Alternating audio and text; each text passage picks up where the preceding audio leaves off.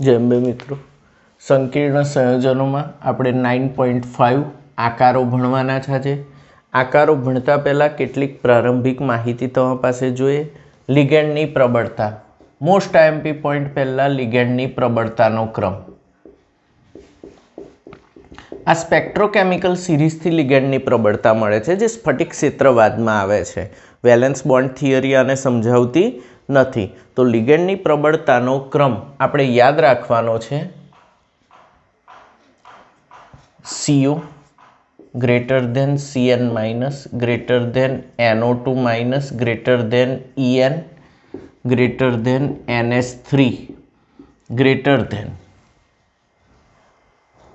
EDTA -4। આ બધા પ્રબળ લિગેન્ડ છે। ખાસ યાદ રાખજો, આ કેવા લિગેન્ડ છે? પ્રબળ લિગેન્ડ। હવે અહીં એક નવો શરૂ થશે, H2O greater than H2O greater than C2O4 -2 એટલે oxalato greater than OH minus greater than F minus greater than SCN minus greater than Cl minus Br minus greater than I minus. આ નિર્બળ ligand છે। આ નિર્બળ ligand છે। ઉપરના બધા પ્રબળ છે, CO, CN, NO2, EN, NS3, EDTA, પછી NCS આવે, NCS માઇનસ થાયોસાઇનેટો। અહીં આવે H2O, C2O4 -2, OH minus, F minus, SCN minus, Cl minus, Br minus, I minus. આ નિર્બળ લિગેન્ડ। યાદ રાખવાનું, પ્રબળ લિગેન્ડ ધાતુ આયનની ડી કક્ષકના ઇલેક્ટ્રોનનું યુગ્મીકરણ કરે। પ્રબળ લિગેન્ડ શું કરે? ડી કક્ષકના ઇલેક્ટ્રોનનું યુગ્મીકરણ કરે અને મજબૂત સવર્ગ સહસંયોજક બંધ બનાવે। ધેરફોર લિગેન્ડ વધુ પ્રબળ તો સંકીર્ણની સ્થિરતા વધુ। તો સંકીર્ણની સ્થિરતા વિશે નોંધ લખો તો આ જ લખાય, લિગેન્ડની પ્રબળતા ચલે છે સંકીર્ણની સ્થિરતા। બીજી વસ્તુ, જ્યારે EN ethylene diamine, PTN propylene triamine, EDTA -4 જેવા બહુદંતીય લિગેન્ડ ધાતુ આયન સાથે સવર્ગ સહસંયોજક બંધથી જોડાય છે, ત્યારે સંકીર્ણની રચના ચક્રીય બને છે। આવા સંકીર્ણોને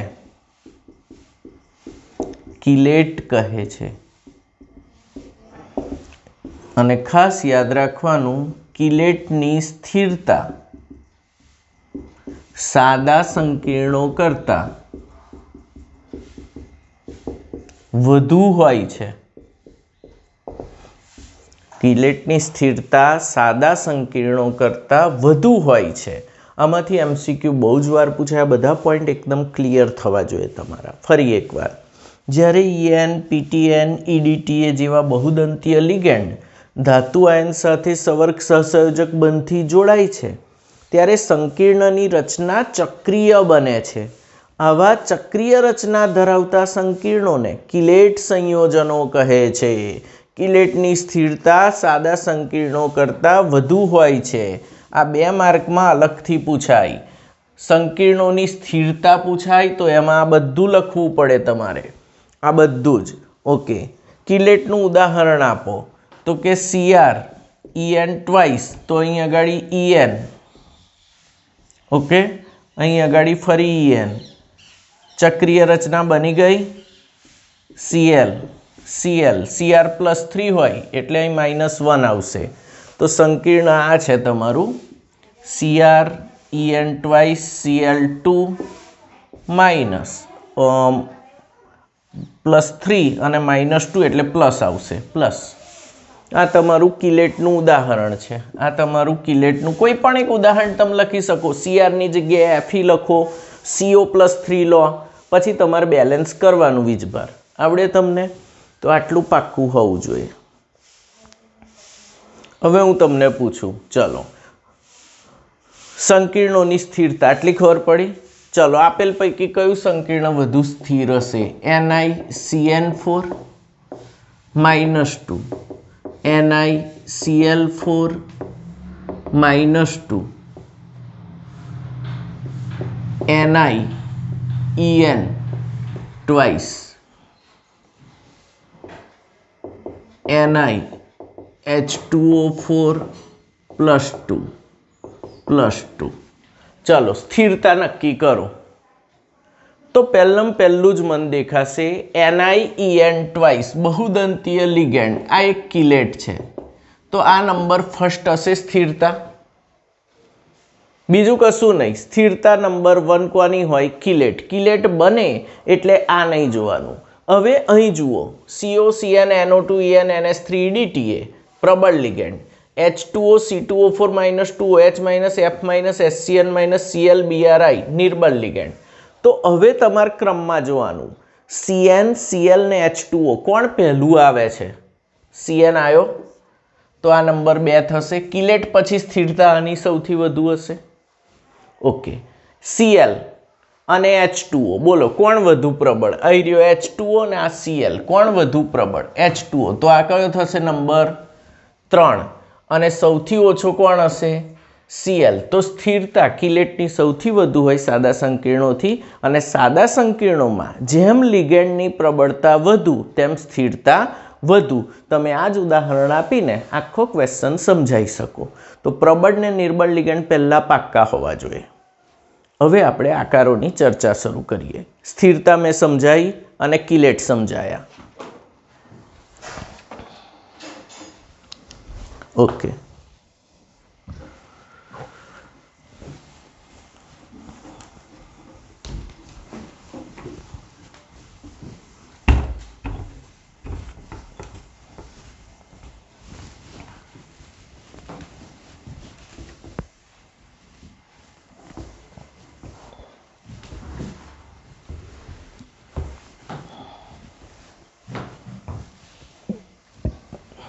હવે તમને આવો પ્રશ્ન પૂછે 9.5 ચાલે છે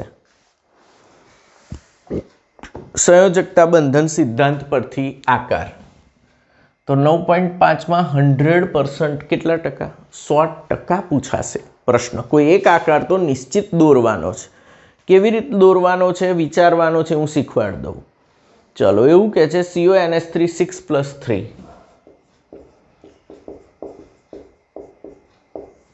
+3 અથવા અહીં બહાર Cl3 મૂકી દે અથવા આને કહેવાય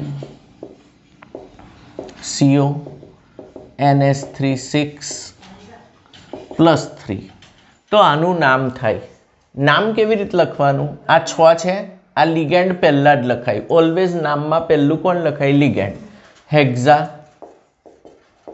આનું નામ છે એમાઇન કોબાલ્ટ કેમ કોબાલ્ટ લખ્યું કારણ કે આ સંકીર્ણ ધન આયન સ્વરૂપે છે એટલે કોબાલ્ટ એનો ઓક્સિડેશન આંક લખવાનો કૌંસમાં તો હવે પહેલો મુદ્દો આપેલા સંકીર્ણમાં CO ની પ્રાથમિક સંયોજકતા x છે તો x પ્લસ આનો x ધારી લીધો 6 × NS3 નો 0 પ્લસ 3 × Cl નો -1 0 તો x બરાબર +3 આવી ગયો તો હેક્ઝા એમાઇન કોબાલ્ટ 3 રોમનમાં લખવાનું હેક્ઝા એમાઇન કોબાલ્ટ 3 હવે બહાર છે કૌંસની બહાર હોય તો એને માનપૂર્વક બોલાવવાનો કૌંસની બહાર હોય તો એને ક્લોરાઇડ કહેવાય, પણ કૌંસની અંદર હોય તો એને લિગેન્ડ કહેવાય, એ ઘરનો કહેવાય એટલે એને ક્લોરાઇડો કહેવાય. કૌંસની બહાર હોય તો એ ક્લોરાઇડ માનપૂર્વક. 3b લખાય નહીં, કારણ કે આમાં એ બેલેન્સ થઈ જાય ઓટોમેટિકલી. ખ્યાલ આવે છે? ઘેર છગનિયો પણ બહાર જાય તો છગનભાઈ. એ રીતે કૌંસની અંદર ક્લોરાઇડો અને બહાર નીકળે તો ક્લોરાઇડ. બહાર હોય એ લિગેન્ડ કહેવાય નહીં, આ લિગેન્ડ કહેવાય, આ લિગેન્ડ ના કહેવાય. ઓકે. આપેલ સંકીર્ણમાં પ્રાથમિક સંયોજકતા +3 છે ગણી. સેકન્ડ, અહીં ધાતુ આયન CO+3 સાથે 6 એકદંતીય તટસ્થ લિગેન્ડ NH3 જોડાયેલ છે. ધેરફોર સવર્ગાંક 6 થાય, અથવા દ્વિતીયક સંયોજકતા કેટલી થાય? 6. ધેરફોર બે શક્યતા બને, શક્યતા 1 અને શક્યતા 2. શક્યતા 1 sp3d2 સંકરણ, આને કહેવાય આઉટર ઓર્બિટલ. ડી બહારની વપરાય એટલે આઉટર ઓર્બિટલ અથવા બાહ્ય કક્ષકીય, અથવા D2sp3 સંકરણ. આ ઇનર ઓર્બિટલ કહેવાય, આને કહેવાય ઇનર ઓર્બિટલ. કેમ? અંદરની ડી વપરાય છે, બહારની ડી વપરાય તો આઉટર ઓર્બિટલ, અંદરની વપરાય તો ઇનર ઓર્બિટલ. ઓકે. તો અહીં આટલે સુધી તમે લખ્યું. પહેલાં ઓક્સિડેશન આંક ગણ્યો, નામ લખ્યું, સવર્ગાંક ગણ્યો, સંકરણ નક્કી કર્યા, આ બેમાંથી એક થાય. હવે શરૂ કરીએ આપણે કહાની. ચાલો. કોબાલ્ટ ઇલેક્ટ્રોન રચના. કોબાલ્ટનો પરમાણુ ક્રમાંક યાદ હોવો જોઈએ 27. મેં આની આગળના ચેપ્ટરમાં એક વિડીયો મૂક્યો છે 21 થી 30ની ઇલેક્ટ્રોન રચના. એ બિલકુલ પાક્કી હોવી જોઈએ નંબર પરમાણુ ક્રમાંક સહિત. કોબાલ્ટ એટલે 27. ઇલેક્ટ્રોન રચના. આર્ગોન 3d 4s 4s2 18 ને 2 20 20 ને 7 27. હવે હું લખું છું CO+3ની ઇલેક્ટ્રોન રચના. બોલો. આર્ગોન ડીમાં કેટલા રહેશે?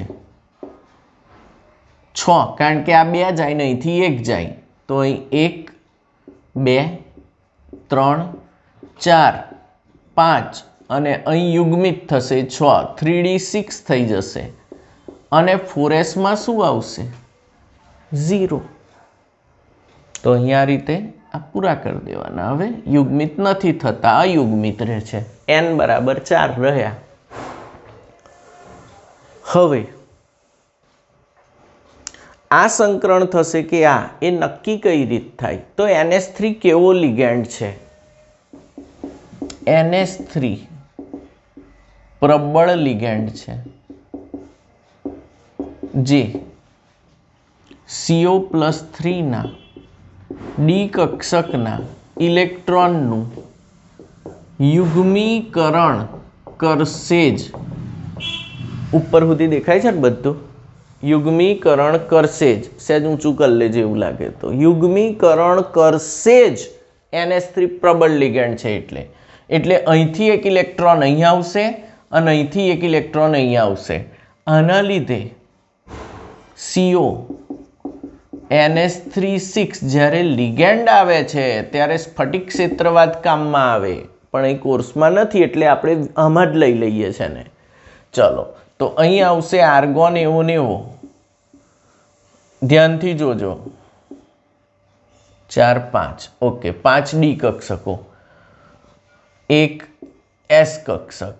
અહીં આ 4s છે તો આ 4p થાય, આ 3d6 પહેલાં આના ઇલેક્ટ્રોન ગોઠવી દો તો 3d6 યુગ્મીકરણ થશે 1 2 3 4 5 6 યુગ્મિત થઈ જશે.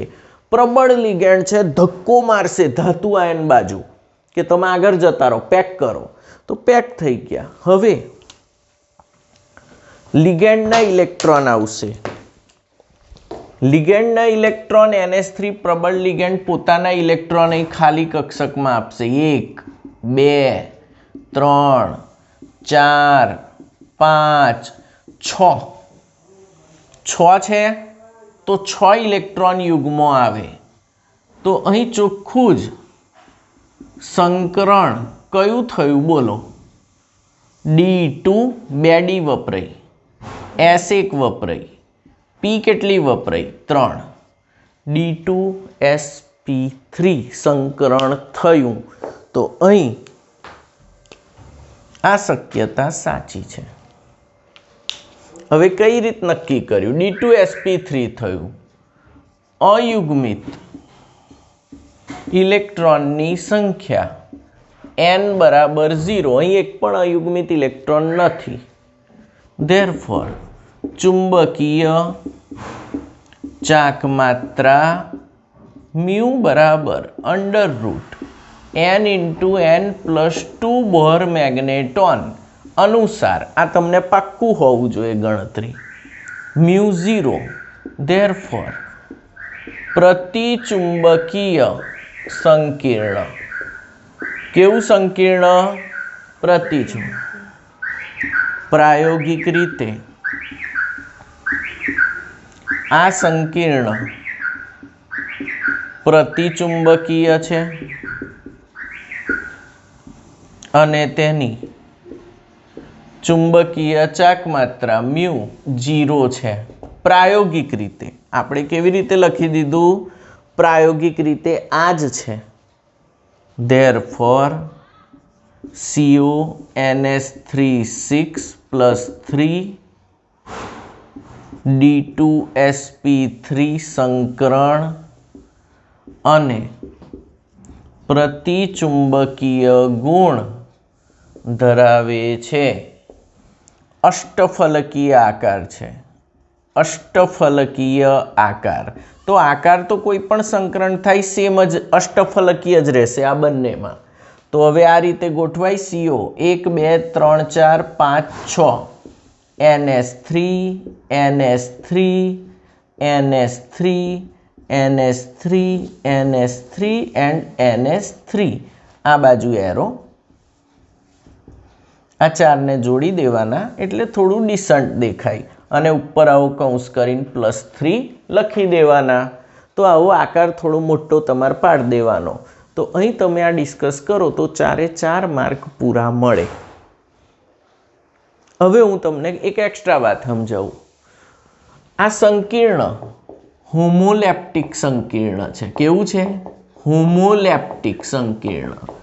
જે સંકીર્ણમાં બધા જ લિગેન્ડ એક સરખા હોય, એક જ પ્રકારના, તેને હોમોલેપ્ટિક સંકીર્ણ કહે છે.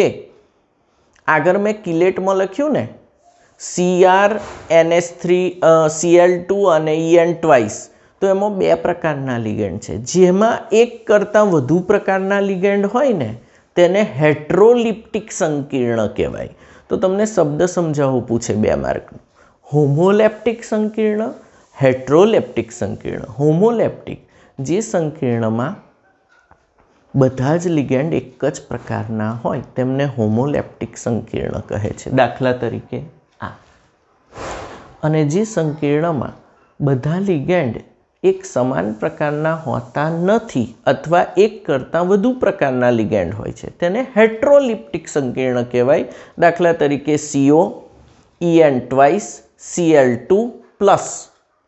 વાર્તા પૂરી. ઓકે. વર્નરના સિદ્ધાંત અનુસાર આની પ્રાથમિક સંયોજકતા કેટલી? +3. દ્વિતીયક +6. હવે એવું કે આના જલીકરણથી મળતા કુલ આયનોની સંખ્યા એવો પ્રશ્ન પૂછે. આને પાણીમાં નાખો તો કુલ કેટલા આયનો મળે? તો આમાંથી મળતા કુલ આયનો 1 + 3 એટલે 4. કઈ રીતે? આ તો એક ખરો જ CONH3 6+3 એ કૌંસ આખો જ રહેશે, કૌંસ કોઈ દાડ તૂટે ના, વત્તા 3Cl- કારણ કે એ બેલેન્સ કરવા જોડાયેલા છે પ્રાથમિક, તો આ એક આયન અને આ 3, કુલ મળતા આયનોની સંખ્યા કેટલી? 4. આ બહુ જ વાર બધા પૂછાય જ પ્રશ્નો, એટલે MCQ સમજાવું છું. ઓકે, આગળ હવે એવું કે આની જોડે AgNO3 ના કેટલા અણુ વપરાય? તો આ જે સંકીર્ણ છે તમારો, આની સાથે AgNO3 ના 3 મોલ વપરાય. કેટલા મોલ વપરાય? 3, કારણ કે Cl કેટલા છે કૌંસની બહાર? 3. તો કૌંસની બહાર જેટલા Cl હોય એટલા મોલ AgNO3 ના વપરાય. તો આ બધા MCQ સમજાયા, કારણ કે પરીક્ષામાં 50% MCQ અત્યાર છે અને નવો રૂલ લાવવાનું કહે છે કે 100% આ વર્ષે તો MCQ મૂકવા છે. તો આ ચેપ્ટરના MCQ બી આવડવા જોઈએ. આકાર આખો ખબર પડી? તો મેં જેટલું બોલ્યો એટલું ધ્યાનમાં લેજો, વારંવાર આ વિડીયો જોજો તો તમને આકાર આવડશે. ચલો બીજો એક આકાર ડિસ્કસ કરીએ. આ બધી ખબર પડી? ફરી વિડીયો જુઓ તો તમને યાદ રહે. હોમોલેપ્ટિક એક પ્રકારના લિગેન્ડ, હેટ્રોલિપ્ટિક 2 પ્રકારના લિગેન્ડ, પ્રાથમિક સંયોજકતા એટલે ઓક્સિડેશન આંક, દ્વિતીયક સંયોજકતા એટલે સંવર્ગાંક. ઓકે, લિગેન્ડ પ્રબળ નિર્બળ એના આધારે ઇલેક્ટ્રોન રચના, ચુંબકીય ચાક માત્રા અને આકાર. બીજું, કુલ આયનોની સંખ્યા, કૌંસ કોઈ દાડ તૂટે નહીં, કૌંસ એક આયન બને બાકીના બહારના આયનો. અહીં Cl 3 કૌંસની બહાર છે એટલે AgNO3 ના 3 મોલ વપરાય. હજુ બીજું છે ને ટાઈમ?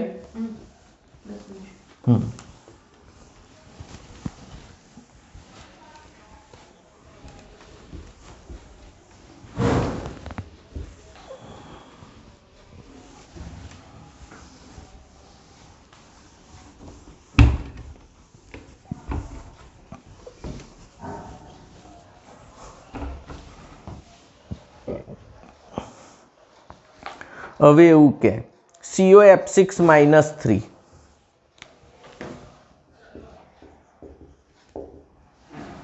સંકીર્ણ, તો અહીંયા ગાડી આ કૌંસ છે, અહીં -3 હોય, અથવા K3COF6 આવું આપે, આ સંકીર્ણ આપે, તો આનું નામ થાય, પહેલાં તો પોટેશિયમ લખાય. પોટેશિયમ પહેલાં ધન આયન જ લખાય હંમેશા.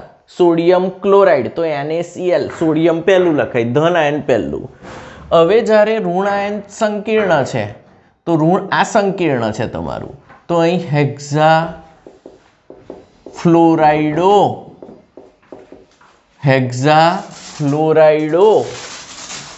કોબાલ્ટ. હવે ઓક્સિડેશન આંક ગણો. હવે અહીં ઋણ આયન છે સંકીર્ણ, તો કોબાલ્ટ નહીં લખાય, કોબાલ્ટેટ લખાશે. જ્યારે સંકીર્ણ એટલે કૌંસ ધન આયન હોય તો નિકલ હોય તો નિકલ જ લખાય, પણ જ્યારે સંકીર્ણ ઋણ આયન થાય તો નિકલને નિકલેટ લખાય, કોબાલ્ટને કોબાલ્ટેટ લખાય. પાછળ જાય છે, ઋણ આયન છે, એની વેલ્યુ ઘટી જાય છે એટલે એને એટ પ્રત્યય લગાડ્યા, છગન્યો મગન્યો, એ રીતે કોબાલ્ટેટ, નિકલેટ, આર્જેન્ટેટ, ક્રોમેટ, ફેરેટ, આવું બધું વપરાય. જ્યારે સંકીર્ણ એટલે કૌંસ ઋણ આયન હોય તો એટ પ્રત્યય લગાડવાનો. હવે આપણે પહેલું સ્ટેપ,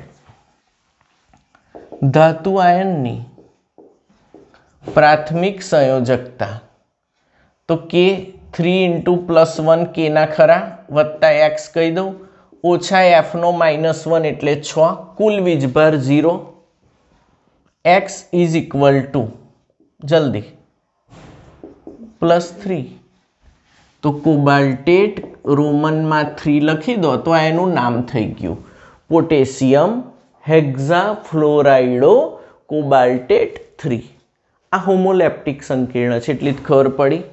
કુલ આયન કેટલા મળશે? કુલ આયનો કેટલા મળશે? ચલો જલ્દી બોલો.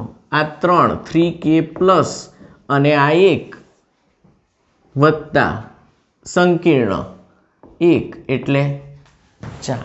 કુલ આયન કેટલા મળશે? 4. આ બધા MCQ છે. चलो सेकंड, धातु आयननी प्राथमिक संयोजकता। हवे हूँ एम कहूँ धातु आयननी द्वितीयक संयोजकता तो कई रीते समझीशुं? अहीं F माइनस एक दंतीय ऋण लिगेंड छे जे निर्बळ छे ए खबर पड़ी गई। तेवा 6F माइनस CO+3 धातु आयन साथे जोड़ाता अष्टफलकीय रचना बने। आ तो फाइनल ज छे 6F माइनस आनी जोड़ जोड़ाता अष्टफलकीय रचना बने। देयरफॉर सवर्गांक 6 द्वितीयक संयोजकता एटले सवर्गांक एटले सवर्ग सहसंयोजक बंधनी संख्या 6 छे तो 6 बनाई देशे बंध, सिंपल। ओके, हवे शक्यता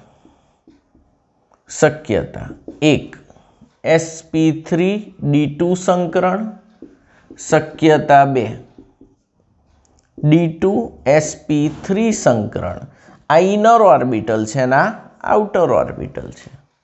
कयुं थशे ए तमारे विचारवानुं छे। तो हवे અહીં તમારે ઇલેક્ટ્રોન રચનાઓ લખવી પડશે। ચલો પહેલા કોબાલ્ટની 27 બોલો, આર્ગોન 3d4s 18 ને 2 20 ને 7 27। હવે CO+3 લખો તો 3 જાય તો 2 આ જાય પહેલા અને અહીંથી 1 જાય એટલે વધે આર્ગોન 1 2 3 4 5 અને પછી અહીં 6 3d6 4s ના 2 ગયા એટલે 4s 0 અહીં પૂરા કરી દેવાના। ઓકે, હવે F માઇનસ નિર્બળ લિગેન્ડ છે, ડી કક્ષકના ઇલેક્ટ્રોનનું યુગ્મીકરણ કરી શકતો નથી। तो आ इलेक्ट्रॉन एवा ने एवा रहेशे, एकदम निर्बल लिगेंड छे एटले आवशे एना इलेक्ट्रॉन आपशे पण अहीं कशुं करे नहीं। कड़क होय तो चल अंदर जा, आ ढीलो छे नहीं कशुं करे तो अहीं बनशे COF6-3। हवे जोजो खेल, आर्गोन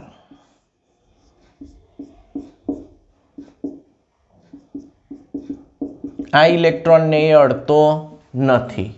हवे 4s आ 3d छे 6, अहीं 4p छे 3 छे अने अहीं 4d केटली छे 5 खरी ने 4d।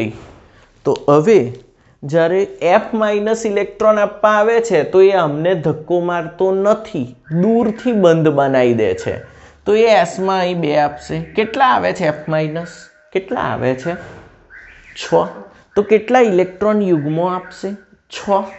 तो अहीं 6 गणवाना तमारे, एक युग्म, बीजू युग्म, तीजू युग्म, चौथू युग्म, पांचमू युग्म, छठ्ठू युग्म। 6 छे तो 6 ज आपशे। तो अहीं सुधी आव्युं तो अहीं सुधी तमारे भेगुं कर देवानुं। हवे मने संकरण लखावो, sp3 d2 बारनी d एटले 4d वापरी चोख्खुं आउटर ऑर्बिटल देखायुं तो संकरण नक्की थई गयुं। हवे अयुग्मित इलेक्ट्रॉननी संख्या n बराबर 4। देयरफॉर चुंबकीय चाक मात्रा म्यू बराबर √n × n+2bm is equal to √4 × 4 + 2 24 4.92 bore magneton आवे। प्रायोगिक रीते आ संकीर्णनी चुंबकीय चाक मात्रा म्यू बराबर 4.96 आनी नजीक लखी देवानी जे तमने याद आवे ते मळे छे। देयरफॉर ધેરફોર સહેજ વધારે લખવાની, કારણ કે ભ્રમણ કક્ષક જોડાણ થાય એટલે આ સૈદ્ધાંતિક છે, આ પ્રાયોગિક આટલી મળે છે. ધેરફોર આ સંકીર્ણ અનુચુંબકીય છે. કેવું છે મિત્રો? અનુચુંબકીય. અને એમાં થતું સંકરણ sp3d2 જ છે. આ સાબિત થયું કે આ જ સંકરણ છે, પ્રાયોગિક રીતે આ મળ્યું એટલે બરાબર જ છે. ધેરફોર અહીં ઉપર લખું છું, જગ્યા પતી ગઈ એટલે આકાર અષ્ટફલકીય. 6 હોય તો એમ અષ્ટફલકીય જ થાય. પછી CO દોરવાનો 1 2 3 4 5 6 F F F F F F. Okay, બધાના અંદર બાજુ એરો દોરવાનો, કારણ કે સવર્ગ સહસંયોજક બંધ છે. અહીંયા ગાડી કૌંસ બતાવવાનો, અહીં શું લખશો? -3. તો આ સંકીર્ણ તમારું થયું. 4 4 ને ઉપર જોડે જોડવા હોય તોય જોડાય, 4 4 ને નીચે જોડવા હોય તોય દોરાય. તો આ અષ્ટફલકીય સ્પષ્ટ આકાર જોવા મળ્યો. તમે આકૃતિ, ચુંબકીય ચાકમાત્રા, અનુચુંબકીય સંકરણ નક્કી કર્યું, પ્રાથમિક દ્વિતીયક સંયોજકતા ગણીને શક્યતા નક્કી કરી. આ સંકરણ થયું. કેટલા માર્કનો પ્રશ્ન? 4. તો પરફેક્ટલી તમને ફરી સમજાયો. હોમોલેપ્ટિક સંકીર્ણ છે, લિગેન્ડ નિર્બળ છે, કુલ મળતા આયનોની સંખ્યા 4 છે, સવર્ગ સહસંયોજક બંધ 6 છે, ધેરફોર સવર્ગાંક 6 છે, સંકરણ sp3d2 આઉટર ઓર્બિટલ છે, ચુંબકીય ચાકમાત્રા અયુગ્મિત ઇલેક્ટ્રોન 4 છે. બધી ખબર પડી તમને? તો વારંવાર 5-6 વાર આની નાની પ્રેક્ટિસ કરજો તો આવડશે. ઓકે.